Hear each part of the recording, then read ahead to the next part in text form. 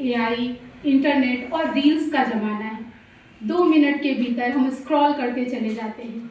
उस समय तमाम खंडित विमर्शों के दौर में दलित, स्त्री, आदिवासी जब हम साहित्य को खंड खंड करके देखते हैं, उस समय एक सामूहिक समष्टि चेतना की बात करना, और चेतना भी क्या, शरीर की नहीं, आत्मिक चेतना के उन्नयन की बात करना कितनी महत्वपूर्ण और कितनी प्रासंगिक किताब है। अगर आप इसका आमुख देखें, यद्यपि मैं सर को कुछ सुझाव देना चाहती थी कि लेखकीय वक्तव्य अभी नहीं हुआ है, पहले लेखकीय वक्तव्य हो जाता तो उसके बाद थोड़ा आसानी होती। इसमें लगभग 29 लेखों का संकलन है, जिसमें एक से एक बड़े बड़े रचनाकारों के इसमें उल्लेख हैं।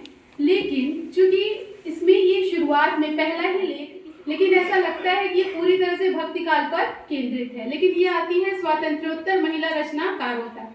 तो अगर आपको रीतिकाल, आधुनिक काल का पूरा भक्ति काल और इधर स्वातंत्र्योत्तर स्त्री रचनाकारों को भी समझना है, तो भी हिंदी साहित्य के विमर्शों को अलग अलग दृष्टियों और कोणों से समझने के लिए ये पुस्तक महत्वपूर्ण है। लेकिन पुस्तक के नामकरण को देखकर इसमें एक तरीके से अव्याप्ति दोष लगता है।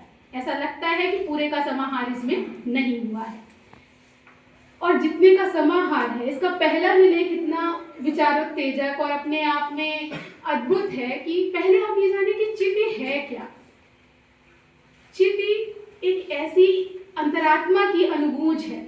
आत्मा तो निर्विकल्प है, उसका कोई वो नित्य, शुद्ध और बुद्ध है, सत, चित और आनंद है।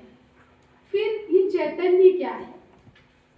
चेतना को ऊर्ध्वगामी करना। जड़ शरीर के साथ जब चिति जुड़ जाती है, तब जैसे कर्म के साथ अगर चिति जुड़ गई तो कर्म चेतना हो गई, इसी तरीके से अगर राष्ट्र के साथ चेतना जुड़ गई तो राष्ट्र चेतना, साहित्य के साथ चिति जुड़ गया तो साहित्य चेतना। तो चेतना को उन्नयित करना भक्ति काल में बहुत ही प्रमुखता से सभी संतों भक्तों ने इस पर विचार किया है। चेतना शब्द जो है वो चिति संज्ञाने से बना है, ची धातु और ई, चिति, और ये जागरण से संबंधित है। जैसे जागृति किसकी, सोता कौन है? जो एक बार सो गया क्या वो दोबारा नहीं जगता? ये जागना और सोना शरीर के धर्म है।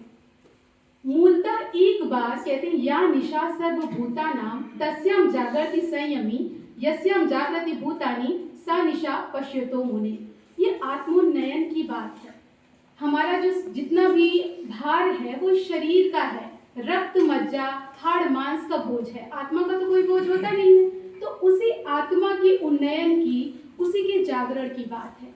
भक्ति काल के हर एक कवि के भीतर आप उसको देखेंगे, बहुत ही प्रमुखता से सारे भक्त कवियों ने इस पर अपनी अपनी दृष्टि से विचार किया।